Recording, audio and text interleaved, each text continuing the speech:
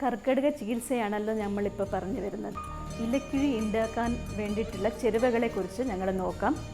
അതിന് വേണ്ടിയിട്ടുള്ള സാധനങ്ങൾ: നല്ലെണ്ണ, നാളികേരം, ആവണക്കിൻ്റെ ഇല, കരുനച്ചി ഇല, സഹചരത്തിൻ്റെ ഇല, പുളിയില, എരിക്ക ഇല, വാതക്കൊള്ളി ഇല.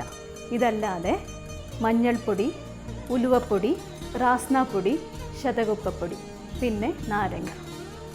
നമ്മൾ സാധാരണ ഇലക്കിഴി ഉണ്ടാക്കുന്നത് ഉരുളിയിലാണ്. ആദ്യമായിട്ട് എള്ളെണ്ണ എടുത്ത് പകുതി എള്ളെണ്ണ, 50 മില്ലി എള്ളെണ്ണ എടുത്തതിൽ പകുതി ആദ്യം ഉരുളിയിലോട്ട് ഇടുന്നു.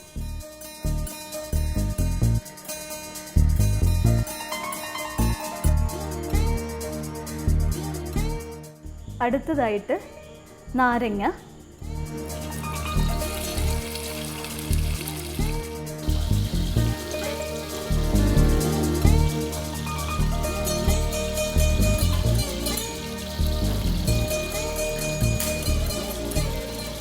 ഈ എണ്ണയിൽ നാരങ്ങ നന്നായി വെന്ത് കഴിഞ്ഞാൽ ബാക്കിയുള്ള ഇലകളെല്ലാം അതിലോട്ട് ചേർക്കുക.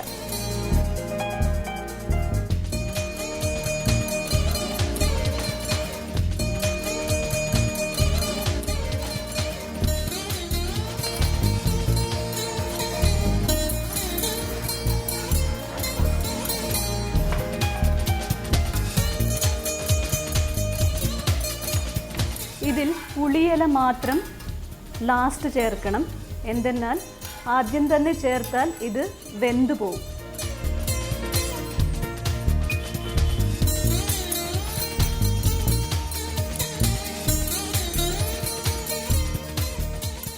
ഇലകളൊക്കെ വാടാൻ തുടങ്ങുമ്പോൾ ബാക്കിയുള്ള എണ്ണയും കൂടി അതിലോട്ട് ഒഴിക്കുക.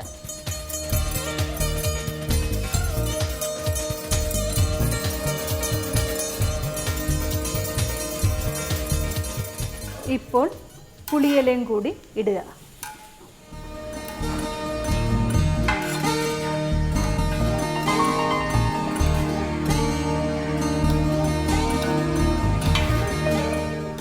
ഇലകളെല്ലാം വാടിക്കഴിഞ്ഞാൽ ബാക്കിയുള്ള എല്ലാ ഇൻഗ്രീഡിയൻസും അതിലോട്ട് ഇടണം. നാളികേരം, സൈന്ധവ ലവണം, ശതകുപ്പ, റാസ്നാ ചൂർണം, ഉലുവപ്പൊടി, മഞ്ഞൾപ്പൊടി.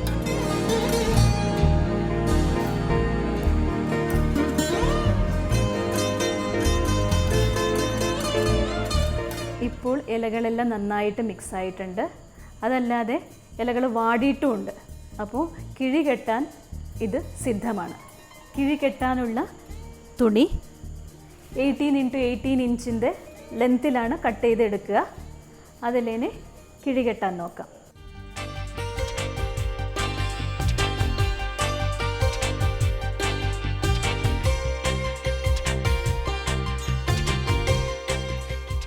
അടുത്തതായിട്ട് ഇതിന് 4 കോണുകളും പിടിച്ച് കിഴി കെട്ടും. സാധാരണ ഒരു കിഴിൻ്റെ ഭാരം 250 ഗ്രാംസിനും 300 ഗ്രാംസിൻ്റെ നടുക്കായിരിക്കും.